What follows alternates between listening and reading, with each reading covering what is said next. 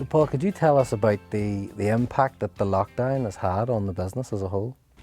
Yeah, we, of course, like all businesses, really hit really quite difficult, challenging times. Actually, this day last year, as it happens, whenever the first major lockdown came in, it was, I suppose, changed really the whole dynamics of how our business works and how we've worked for 30, 40 years, and that's the way we've known how we've done things. And it really introduced new problems that we haven't had to face before, and it was all about how we had to try and tackle those things. Okay, I mean, I suppose particularly relevant for your business, you know, how we all work has changed markedly over the last 12 months. Could you tell us a little bit about how you think that's going to impact how we work in the future? I mean, that's a bit of a crystal ball question, but what sort of changes you think could last and what you think will eventually return? I think regardless now of what happens going forward, and I quite often I'd refer to a post-vaccine world as to a post-COVID world, because really after everyone's been vaccinated, that's going to be the real challenge for companies at that point, what they do next. I think one of the things that's now guaranteed is that there's going to be a lot more flexibility built into people's work-life balances and how they go about managing their office space and the flow of people through it. So really, I think what we would now see going forward is more flexibility coming in, people being able to work from home occasionally, but maybe 1-2 days a week. I think the desire of most people to get back to the workplace, however, is going to be the bigger thing going forward. I mean, do you think there's something in there that when the first lockdown happened and everybody was working from home permanently, there was a bit of a honeymoon period for everyone. Yeah. And they sort of thought, okay, get used to this when the commute's just to the home office or the kitchen table or the garden office or whatever it was. Yeah. And like saving the commuting time and being able to eat lunch with your kids in the kitchen. And do you think that over time, there is a sort of yearning for people to get back now because they realise what they were missing previously, maybe? Yeah, I think, and nobody could be faulted for that honeymoon period as you describe it, this, April, May, June last year when the weather was great.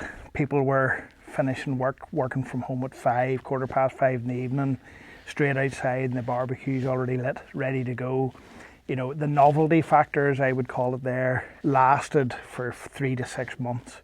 I think really after that, and then particularly as you come into the winter months, dark nights, wet, everybody's stuck inside and they're not really seeing their colleagues except over Zooms or team meetings. At that stage, people are realising really what they're missing, and that's the bigger part of all of this. It's not one person being right, wanting to work from home, or people being right saying that you should be in the workplace.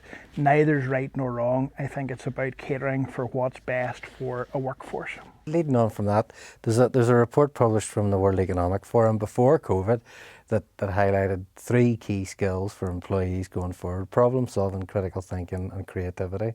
Do you think we've learned more individually as well as organisations over the last 12 months about what sort of activities we need to be in the company of people in order to do to the best quality that we can? Yeah, I mean, there was a big play made in those first 3 to 6 months about a lot of companies putting it out that their productivity was not only as good, but in a lot of cases better than it would have been with people working in the office.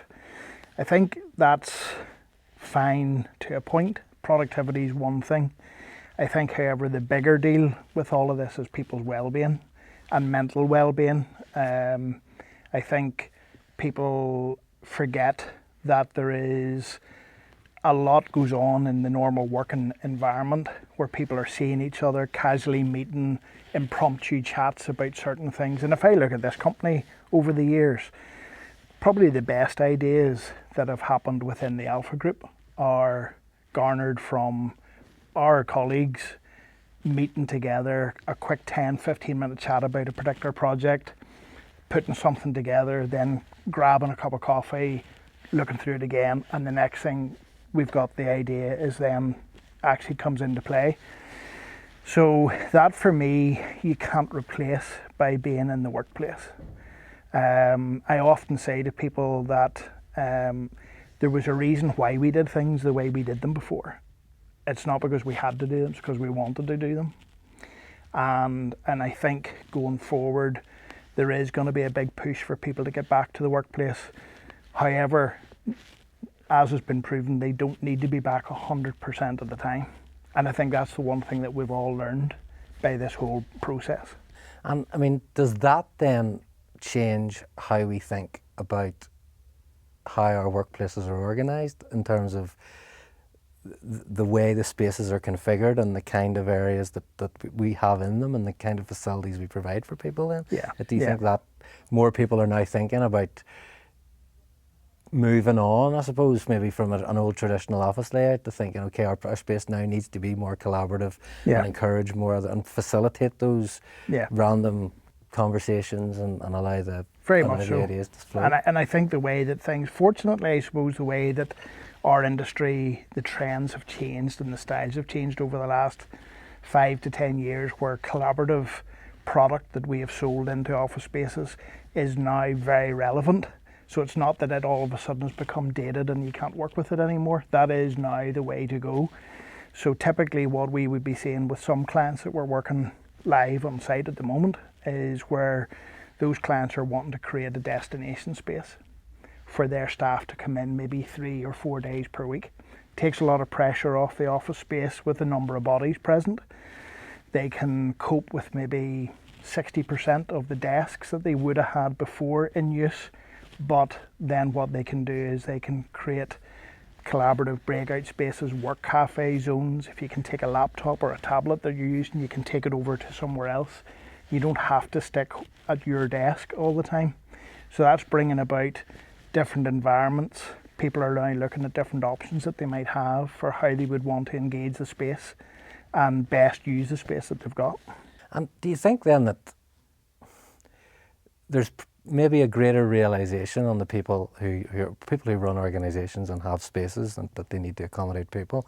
Do you think there's potentially a greater realization that people like you and what 1080 and Alpha are doing are the best people to speak to when it comes to thinking about that, because you understand the range of options that are out there? But I mean, you know, we talked before a few weeks ago, Paul, about, you know, there was always a positioning job to do, that you weren't a furniture supplier, you were about, you know, making businesses more productive and engaging. And it was always a little bit of, okay, are you really? Do you think there'll be a greater sort of acceptance and a realisation that that is actually what you guys do and the part that you can play in helping businesses? Well, I think what you can do is you can bring different dynamics into their space. So I wouldn't expect everyone to know all the answers that are out there. However, with the experience that we have and how we've even repurposed our own space in this building, where we've created one-way areas, particular zones where people can grab something to eat instead of all congregating in a canteen where you maybe want to keep the number of bodies down. So you can change how your building works. We can provide those options, show people how they can, I guess, repurpose that space that they're working in to make it safer for the people occupying it.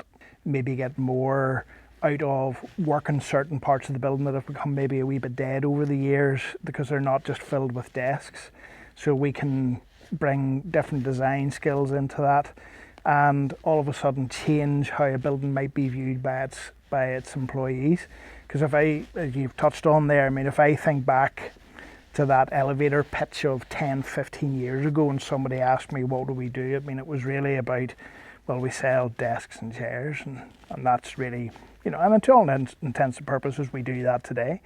But that slowly changed, and, you know, over the last 5 to 10 years, that became more about how we assisted our clients in retaining their key staff by creating areas for people to come to work that were attractive for people to come and work in that space.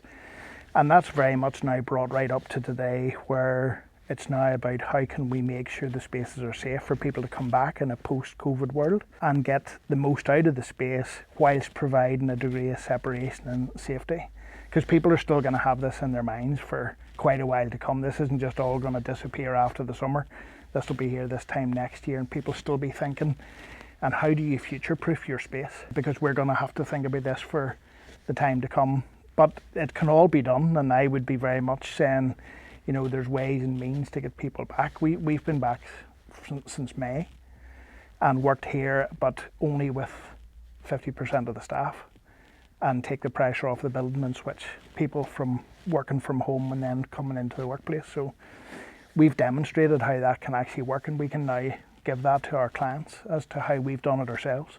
I mean, in terms of that, you know, change in sort of fabric of the workspace, then have you already seen some of the manufacturers that you represent responding to those changes and coming out with new product ideas, or has part of it just been a greater understanding of stuff that they had already developed and how it potentially could be Well, it's a applied? mixture of both, actually. So yes, you're right in both of those points.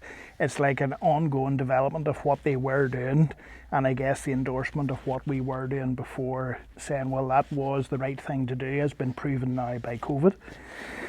They also have, you know, some of our key suppliers, people like Steelcase, for example, have undertaken a lot of research and gone in to lots of major companies across the world as to how they would work and how they would plan to work, and they've now brought out a number of case studies to show how that process actually does work in reality, and you can demonstrate very easily with evidence actually as to how those things can be borne out, and why it makes sense to do that for companies locally on the ground. And this doesn't have to be big companies of hundreds and hundreds of people. I'm talking about companies with 10, 20, 30 people in them, because it's as relevant for everybody in the space they've got. And finally then, I suppose we've all had an experience like no other over the last 12 months. What personally, from a business perspective as well as from a personal perspective, what have been your biggest learnings over the last 12 months? I suppose from a business perspective, I would have very much fallen into the camp, and quite happy to hold my hands up that I would have been in the camp prior to a year ago where you couldn't work from home. And what this brought around was it forced us to take on a working from home plan that moved all our systems out to people's homes who were able to work from the laptop. But it's actually shown how that can work really well. And actually, I think that's something that's, from our perspective, is going to stick for a while, that we look to see how we can take a little bit of pressure off the space with the headcount, let people work from home 1 or 2 days per week on an ongoing basis. And I would imagine most companies would be the same.